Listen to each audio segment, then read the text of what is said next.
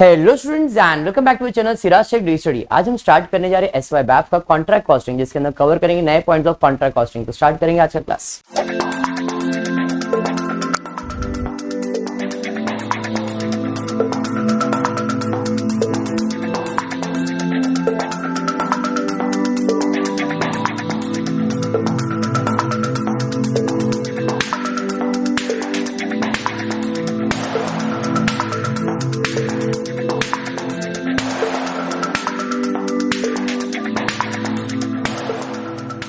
Start करते हैं topic जिसका नाम है कॉन्ट्रैक्ट कॉस्टिंग।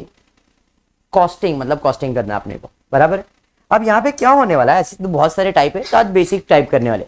कॉन्ट्रैक्ट कॉस्ट, मेरे कॉन्ट्रैक्ट का कॉस्ट कितना। अभी कॉन्ट्रैक्ट का कॉस्ट मतलब मैंने एग्जाम्पल दिया कि भाई हर्ष ने सोचा है यार आवारा बैठा हो कुछ काम कर लेता हूं। वो आदित्य के पास गया, आदित्य को बोले तेरे पास कुछ काम है क्या? बोलते हाँ मेरे पास एक काम तो है। करेगा क्या? हाँ करेगा। क्या करने का? तो तेरे को है ना यहाँ पे रोड बनाने का है, मेरे घर से लेके मेन रोड तक एक रोड का कंस्ट्रक्शन करने का। हाँ हमें कर देगा ना, कितना पैसा लेगा? तो इसने बोला है भाई मैं तेरे से 10 लाख रुपया लेगा। ये 10 लाख क्या बन गया? कॉन्ट्रैक्ट का प्राइस। इसे हम लोग क्या कहते हैं? Contract price. बट आदित्य ने क्या बोल के रखा? भाई मैं पैसा एक साथ नहीं देगा, जैसा जैसा काम होते रहेगा वैसे वैसे मैं तेरे को पैसा देगा, बराबर। हर्ष ने क्या सोच के रखा है? चलो इसके पास से 10 लाख रुपए आने वाला है। अभी 10 लाख के अंदर पूरा तो 10 लाख इसका नहीं रहेगा, वो 10 लाख में मटेरियल का पैसा रहेगा, लेबर का पैसा रहेगा, कोई सामान लाने का पैसा रहेगा, सब चीज उसी के अंदर रहेगा ना, बराबर। तो कॉन्ट्रैक्ट कॉस्टिंग में हम क्या करने वाले? कॉन्ट्रैक्ट अकाउंट बनाएंगे, मतलब पैसे का हिसाब किताब करने के लिए अकाउंट बनाएंगे। अकाउंटेंट है, हिसाब किताब करने वाले। तो एक अकाउंट बनाएंगे जिसे हम लोग कहते हैं contract account. Debit all expense and losses, credit all incomes and gain, ये तो मालूम ही है। अभी कॉन्ट्रैक्ट का एक पर्टिकुलर टाइम होता है कि तू कितने टाइम में कंप्लीट करेगा, 6 महीने में, 8 महीने में, साल भर में, 2 साल में, 20 साल में, जो भी तुम्हारा रहेगा। इसने बोला सर मैं 1 साल के अंदर तो कैसे भी कंप्लीट कर ही दूंगा काम। तो अभी जो हम लोग कॉन्ट्रैक्ट सीखने वाले वो ईयरली कॉन्ट्रैक्ट सीखने वाले। अब वो ईयरली हो सकता है, 6 मंथली हो सकता है, 9 मंथली हो सकता है, डिपेंड करता है क्वेश्चन जैसा दिया रहेगा। बट हमारे लिए मैं अज्यूम कर रहा हूं 1 साल का कॉन्ट्रैक्ट लेके चल रहा हूं। तो 1 साल के अंदर उसने उस कॉन्ट्रैक्ट से रिलेटेड जो भी खर्चा किया है सब डेबिट साइड पे, उस कॉन्ट्रैक्ट से जो इनकम हुआ है सब क्रेडिट साइड पे। सामान बच गया तो वो किसका है? उसी का है। ओनर को मिलने वाला है क्या? नहीं। खाली ओनर क्या देने वाला है? ओनर पैसा देने वाला है। और वो पैसा कैसे देगा? काम चेक करेगा कितना हुआ है। भाई इसका काम 20% हुआ है, भाई मेरे कॉन्ट्रैक्ट में से 20% मिलेगा। नहीं मेरा काम इतना हुआ है, तेरे को इतना ही मिलेगा। तेरा काम इतना उतना मिलेगा। मतलब हम क्या चेक करेंगे? अगर पूरा काम कंप्लीट हो गया है तो मेरा पूरा प्रॉफिट जनरेट हो गया, लेकिन मेरा काम पूरा कंप्लीट नहीं हुआ है तो मेरा प्रॉफिट पूरा जनरेट हुआ है क्या? नहीं। तो very important point in contract costing is this, ये समझना आपको कि आपका जो वर्क है वो कितना सर्टिफाइड हुआ है to the contract price. Work certified to the contract price. अगर आपने काम सिर्फ 25% ही कंप्लीट किया है तो क्या कॉन्ट्रैक्ट का प्रॉफिट आपका है क्या? क्योंकि 1 साल में अकाउंट क्लोज करूंगा, भाई मैंने काम 25% ही किया है, तो प्रॉफिट आपका नहीं है। अगर 25% तक काम कंप्लीट होता है तो transfer to profit and loss में कितना करोगे? 0। क्यों? क्योंकि वो प्रॉफिट आपका नहीं है। प्रॉफिट आया तो होगा बट वो प्रॉफिट आपका नहीं है, वो ट्रांसफर आपके प्रॉफिट एंड लॉस में नहीं होगा। लेकिन आपका काम 25 और 50% के बीच में, तो 1/3 यानी कि 33% प्रॉफिट का ट्रांसफर करना है। 1/3 का मतलब 33% होता है। तो 1/3 of notional profit. What is notional profit? हमने कॉन्ट्रैक्ट किया तो कॉन्ट्रैक्ट में प्रॉफिट आएगा, उसे प्रॉफिट नहीं कहते, उसे कहते हैं नोशनल प्रॉफिट। उस नोशनल प्रॉफिट का 1/3% लेने का और उसको आपको जितना पैसा मिला है और जितना वर्क सर्टिफाइड हुआ है उस अमाउंट से डिवाइड करके परसेंटेज निकालने का, यानी कि cash received upon work certified. इससे एक परसेंटेज आता है, इतना ही परसेंटेज का नोशनल प्रॉफिट लेना है और उसका 1/3% लेने का, और वो किधर ट्रांसफर करना है? प्रॉफिट एंड लॉस में। अभी ये समझ में थोड़ा कॉम्प्लिकेटेड लगेगा बट जब मैं सम करवाऊंगा तो इसी के ऊपर काम होने वाला है। हमेशा देखो वर्क सर्टिफाइड हुआ है 25 से 50 के 1/3 ऑफ नोशनल प्रॉफिट। सब में फॉर्मूला वही है, cash received work certified, cash received work certified वही है, खाली लास्ट में थोड़ा सा चेंज आने वाला है। 1/3 2/3, 1/3 2/3, 50-90 के बीच में 2/3 है, 25-50 के बीच में 1/3 है।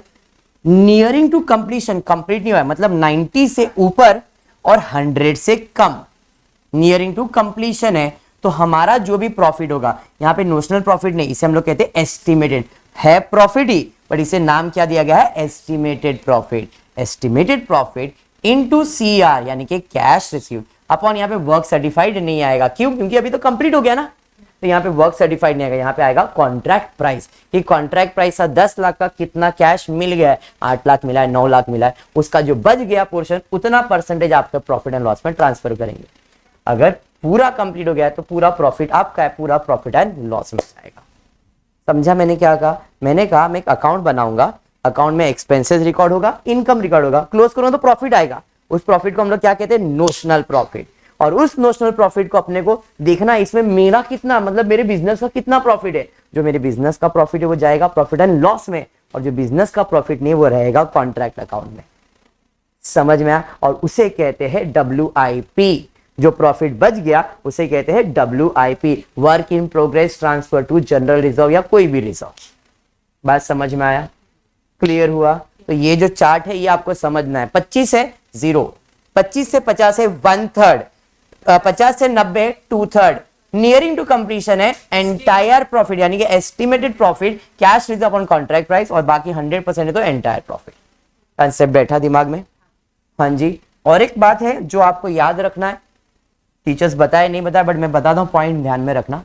अगर आप कोई प्रॉपर्टी परचेज करते हो, अगर आप कोई प्रॉपर्टी सामान, मैंने रोड बनाने के लिए हर्ष ने कोई मशीन खरीदा है, परचेज किया है, अब वो भाड़े पे लिया है क्या किया वो नहीं, बोल रहा परचेज किया। अगर मैंने बोला है परचेज किया मतलब उसे पैसा दिया रहेगा, तो प्रॉपर्टी परचेज किया है, तो देयर इज टू ट्रीटमेंट, या तो आप परचेज वैल्यू दिखाओ या तो फिर सिर्फ डेप्रिसिएशन दिखाओ। दो ट्रीटमेंट है, या तो आप उसका परचेज वैल्यू दिखाओ या तो सिर्फ डेप्रिसिएशन, दोनों में से कोई एक, दोनों नहीं। अगर आप प्रॉपर्टी परचेज कर रहे हो तो अगर आप क्वेश्चन में परचेज दिखाया है तो परचेज दिखाया तो क्लोजिंग दिखाने का। अब प्रॉपर्टी इतना था, मैंने साल भर यूज किया तो उसका डेप्रिसिएशन माइनस करके इतना वैल्यू बचा है, तो उसका ओरिजिनल कॉस्ट इतना, डेप्रिसिएटेड वैल्यू इतना, डेप्रिसिएशन नहीं दिखाने का। दूसरा तरीका क्या है, सिर्फ डेप्रिसिएशन दिखाने का।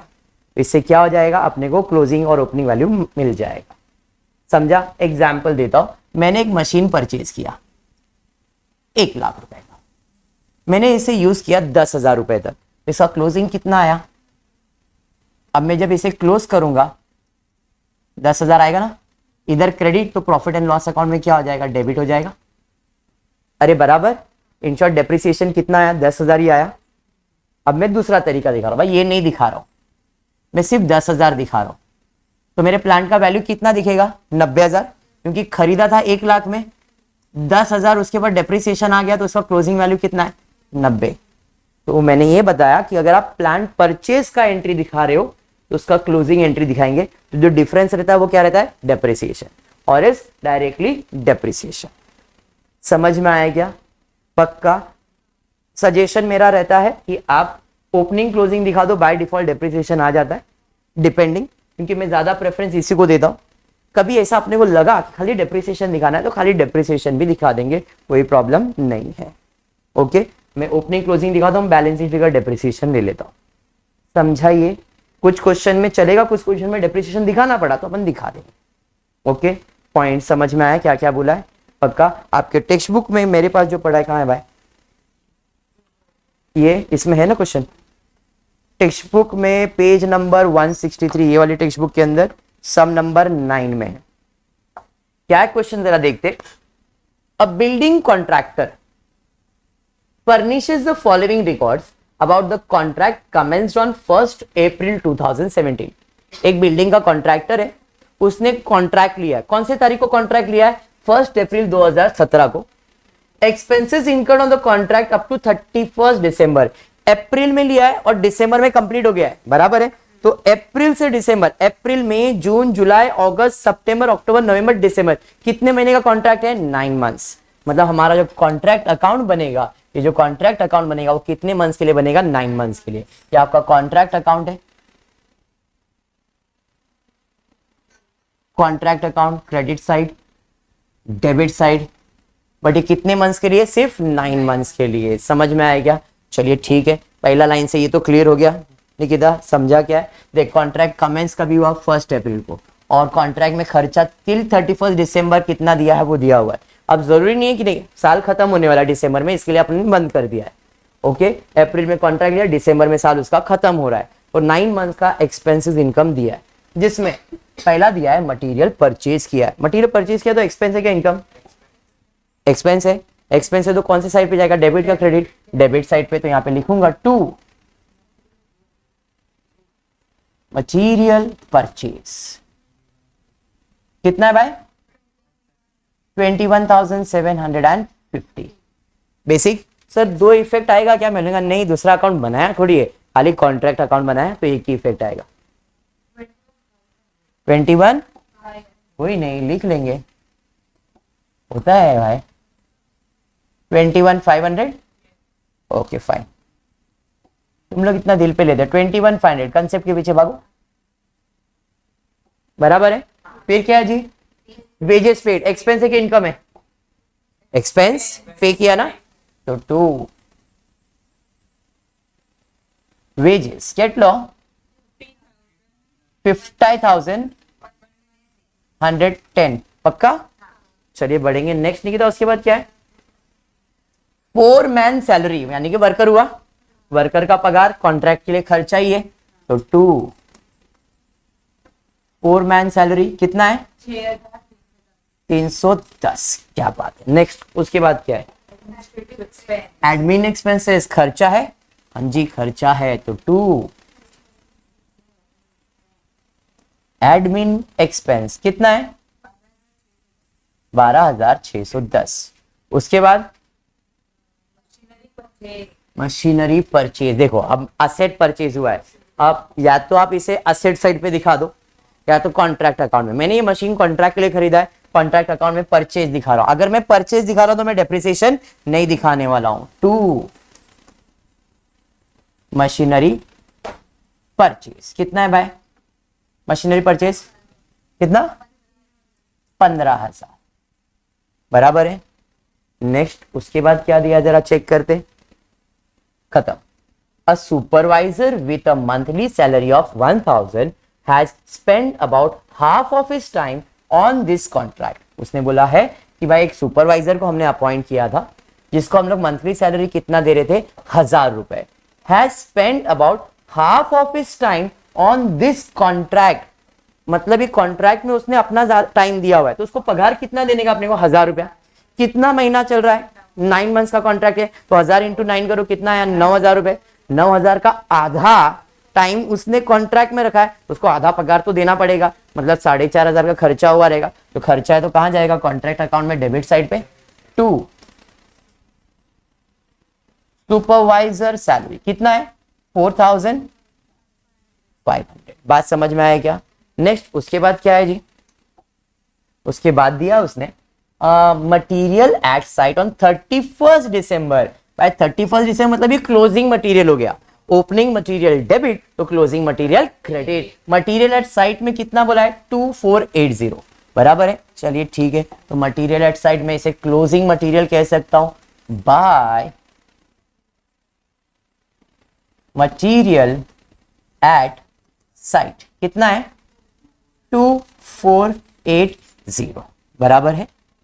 समझा निकिता? निकिता आगे क्या दिया है? आगे दिया है the machine was purchase was use for 73 days. ये क्यों दे रहा है वो? डेप्रिसिएशन के लिए। ये मशीन आपने सिर्फ 73 डेज ही यूज किया इस कॉन्ट्रैक्ट में, नहीं तो मैं कितने मंथ्स का डेप्रिसिएशन देता? 9 मंथ्स का नहीं बोला रहता तो। चलिए इधर उसने बोल दिया 73 days. The estimated life of machine is 5 years and it's scrap value is 1,000। Sir ये क्यों दिया है? ये दिया आपको डेप्रिसिएशन कैलकुलेट करने के लिए। कैसे कैलकुलेट करेंगे जरा ध्यान देना। मशीन हमने परचेज कितने में किया था? 15,000। इसका ओपनिंग वैल्यू है 15,000, बराबर। हमने कितना यूज किया है? 73 डेज। तो भाई depreciation original cost less scrap value upon life, ये डेप्रिसिएशन का फॉर्मूला है। ओरिजिनल कॉस्ट कितना है? 15,000। स्क्रैप वैल्यू कितना है? 1,000। एस्टिमेटेड लाइफ कितना है? 5। तो डेप्रिसिएशन कितना बाबा?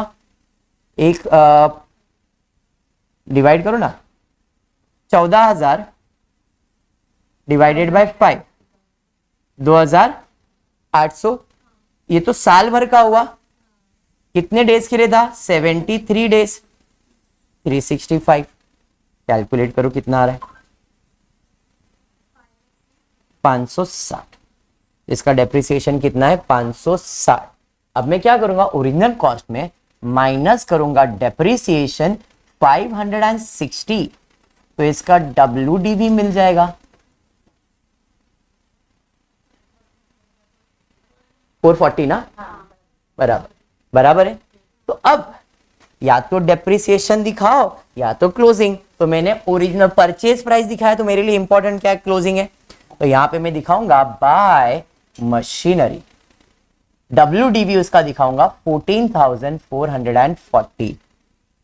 टेक्स्ट बुक में नहीं दिखेगा, आपको रेफर करोगे तो, मैं इसके लिए बोल रहा हूं। आंसर मिल जाएगा, आंसर का टेंशन मत ले। क्लियर है? तो अभी मैं इनडायरेक्टली डेप्रिसिएशन दिखा दिया मैंने, ओरिजिनल कॉस्ट WDV, तो बैलेंस का डेप्रिसिएशन है ना।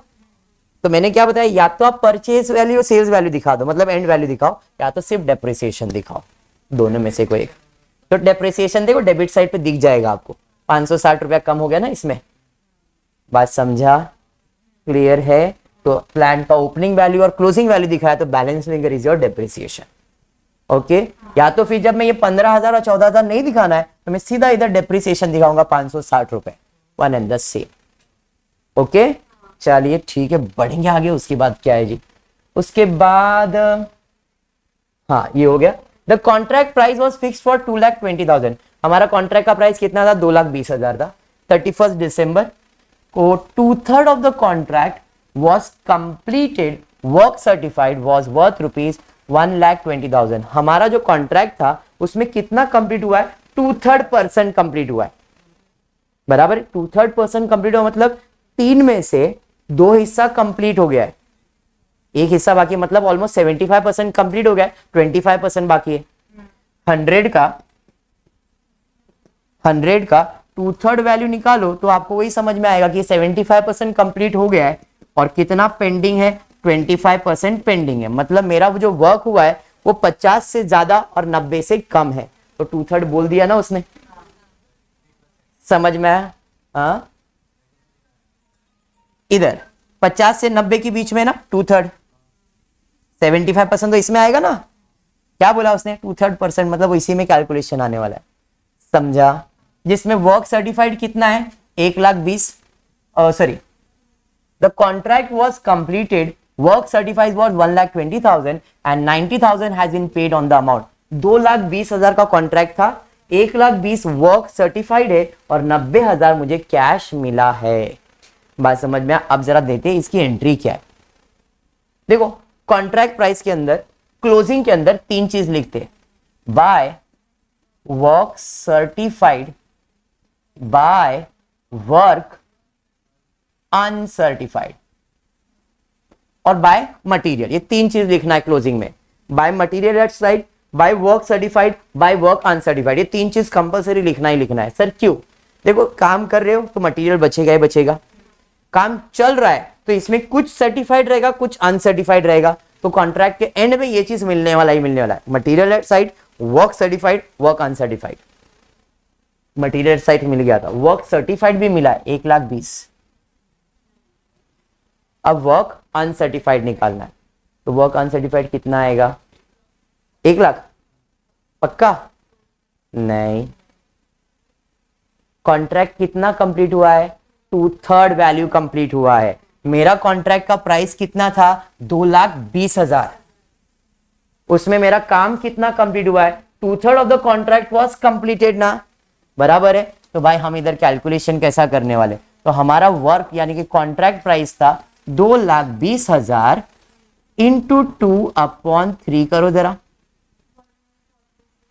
1,46,666। आप राउंड ऑफ कर लो इसको, 1,47,000, या तो 1,46,000 लिखा तो भी चलेगा। आपके टेक्स्ट बुक में 147,000 उन्होंने राउंड ऑफ किया है। अब 1,46,666 लिखा तो भी चलेगा, कोई इशू नहीं है। उन्होंने राउंड ऑफ करके लिखा है 1,47,000। मतलब मेरा काम इतना कंप्लीट हुआ है, जिसमें से सर्टिफिकेशन कितने कॉन्ट्रैक्ट का मिला है? 1,20,000 का। तो अनसर्टिफाइड कितना हुआ? मेरा काम कितना कंप्लीट हुआ भाई? मेरा काम हो गया है कितने का? 1,47,000 का। वो चेक करने आया, उसने 1,20,000 तक चेक, बोला बाकी कल चेक करता हूं। मतलब जो बाकी बचा हुआ है वो क्या है? अनसर्टिफाइड। हाँ, वर्क अनसर्टिफाइड का मतलब क्या है? काम तो हो गया है लेकिन उसको सर्टिफिकेशन कंप्लीशन का नहीं मिला है। तो हमारा कॉन्ट्रैक्ट कंप्लीट 2/3 हो चुका है। 2/3 हो चुका है मतलब 1,47,000 कंप्लीट हो चुका है। 1,40,000 में सर्टिफिकेशन कितने को मिला है? 1,20,000 को ही मिला है। तो 1,20,000 को मिला है मतलब बचा कितना? 27,000। तो मेरा वर्क अनसर्टिफाइड कितना है? 27,000। तो ये हो गया ना 2/3 कंप्लीट। बात समझ में आया? तो work certified, work uncertified clear हुआ। जितना कंप्लीट हुआ उतना आपको दिखाना है। अंडरस्टूड यहां तक? और कुछ है क्या देखो क्वेश्चन में? अजून कुछ दिया है सर? कैश रिसीव मिला मतलब कैश अकाउंट में जाएगा ना? बात समझ में आया? उसका इधर तो कोई लेन देन नहीं। Prepare contract account, that's it. चलिए फिर क्लोजिंग की तरफ जाते और बाद में ये नोशनल प्रॉफिट का कैलकुलेशन एक्सप्लेन करता हूं। क्लोजिंग की तरफ जाएंगे, टोटल ले लेंगे। क्रेडिट साइड का टोटल ज्यादा लग रहा है, ले लीजिए। कितना है क्रेडिट साइड का टोटल?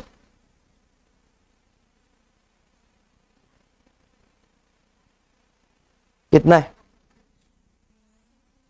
1,63,920। 1,63,920 माइनस करेंगे 2 नोशनल प्रॉफिट, माइनस कर दीजिए सुपरवाइजर चार्जेस।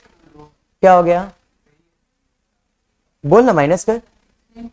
अच्छा, सुपरविजन चार्जेस के बारे में क्या बोला भाई? सुपरविजन चार्जेस के बारे में बोला 1,000 रुपया देने का है सैलरी, लेकिन आधा टाइम उसने कॉन्ट्रैक्ट में रखा है, बराबर है। अब ये जो monthly supervisor salary, monthly salary बोला था, तो 1,000 इंटू कितना मंथ्स का है? 9 मंथ्स का। तो 9,000 रुपया पगार आया ये मैनेजर का, लेकिन आधा टाइम तो कॉन्ट्रैक्ट पे दिया, तो आधा पगार तो देना पड़ेगा ना उसको। तो हमने आधा यानी कि कितना किया? 9,000 का आधा कितना? 4,500। वो 9 मंथ्स का दिया तो 9 डिवाइडेड बाय 12 करेंगे।